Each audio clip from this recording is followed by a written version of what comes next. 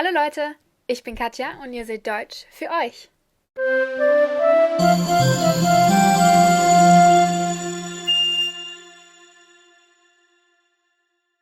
So we learned a few nouns a few weeks ago, and after that I also told you how to pluralize them.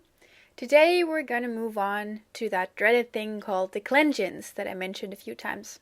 First of all, let me clear up one thing.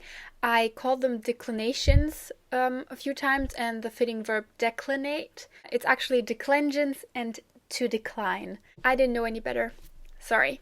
Declensions are used to put words in their correct form according to their gender, their number, and their case, so their function in a sentence. In English, there are very few traces of this. English nouns only change when they are supposed to express possession. So, for example, the cat has a fish, it's the cat's fish.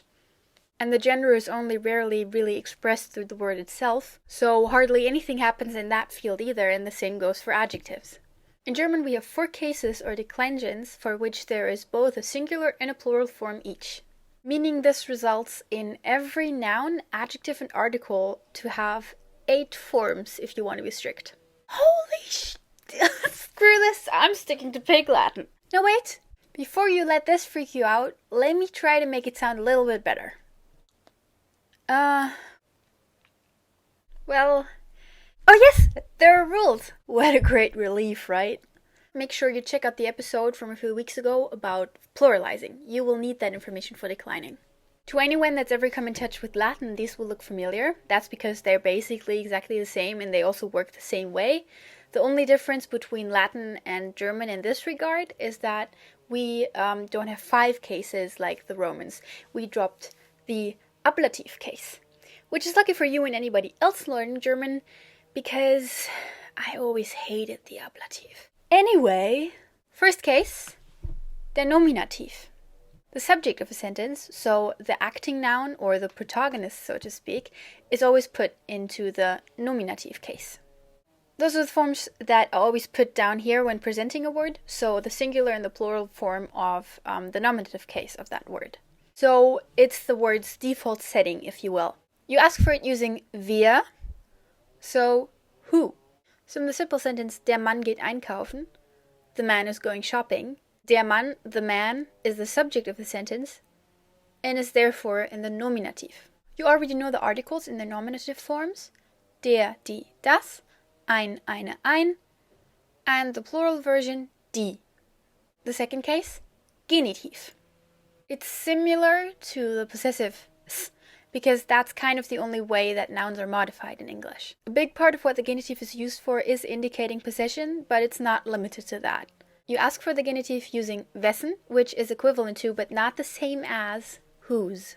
The articles in their genitive forms are des, der, des, eines, einer, eines, and the plural article, der.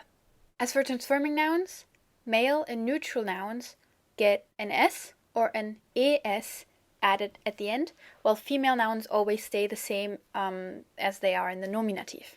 So while we would have der Hund, des Hundes, and das Pferd, des Pferdes, we have die Katze, der Katze. So the only thing that changes for female nouns is the article. In English you can say the cat's fish. That doesn't work in German. That only works with names and nouns that do not need an article. So for example, if I call my mother Mutter, and I would say Mutters Hand, that doesn't need an article because that is kind of a name, a title. And therefore I just add an s even though the word is female.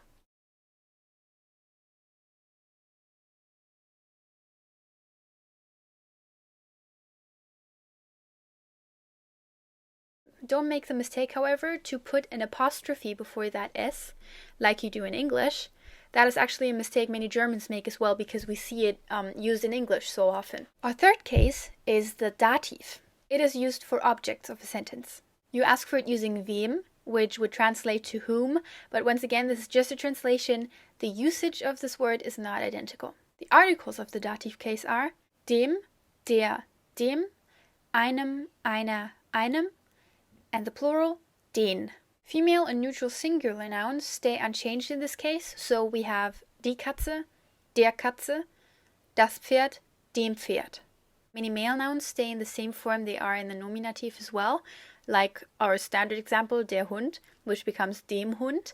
But some male singular words get an additional n or en at the end, as for example in the word for boy, der Junge, which gets an additional n and therefore becomes dem Jungen in its dative form.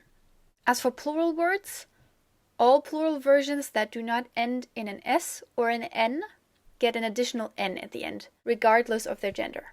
And lastly, there's the accusative. In this case, the articles turn into den, die, das, einen, eine, ein, and in the plural, die. All nouns are equivalent to their nominative forms except for some male singular words. In the accusative, these male singular words add an en or an n at the end, just like in the dative. You ask for the accusative using wen, which also translates to who, so the convenient comparing to English stops here. The difference between the accusative and the nominative is that the accusative, like the dative, is used for objects in a sentence. You may know this usage of different cases for objects if you've ever studied French. In French, there are direct and indirect objects. The indirect French objects are often translated to dative in German, and the direct objects are often translated to accusative. This does work a lot of the time, but unfortunately it's not universally true, so we cannot make that a rule. Technically, we do not even have those two terms, and the convenient rule that would come with it, we have genitive Objekte, dative Objekte, and accusative Objekte. Even leaving the genitive aside for a moment, whether an object is put into the dative or the accusative can depend on a few different things. Often this is connected to the conjugated verb of the sentence. Some verbs always ask for a dative object and some verbs always ask for an accusative object, while some verbs ask for a combination of both. An example for this would be the sentence I give the apple to my brother, which in German is Ich gebe meinem Bruder den Apfel. When combining the two, you can actually use the terms direct object and indirect object. In this example, mein Bruder, my brother, becomes meinem Bruder, so the dative object, and as I said, because we can use it in this combination, it will be the indirect object, while der Apfel, the apple, becomes den Apfel, an accusative object, and therefore the direct object. Another factor can be prepositions. Some are only combined with the dative, some are only combined with the accusative, just like with the verbs I just mentioned. Since I'm trying to keep it general in this episode, I won't get into that any deeper though.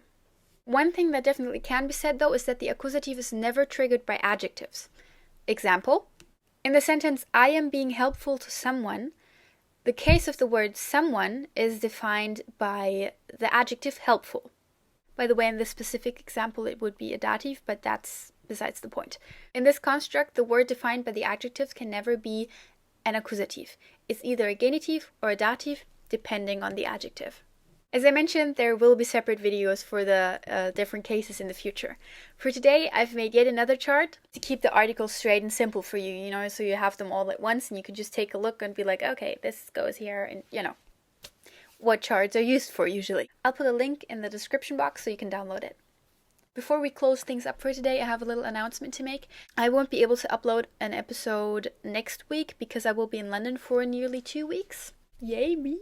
So I'm not sure about the episode 2 weeks from now either. I will try my best to put one up that week, but we'll see how things go.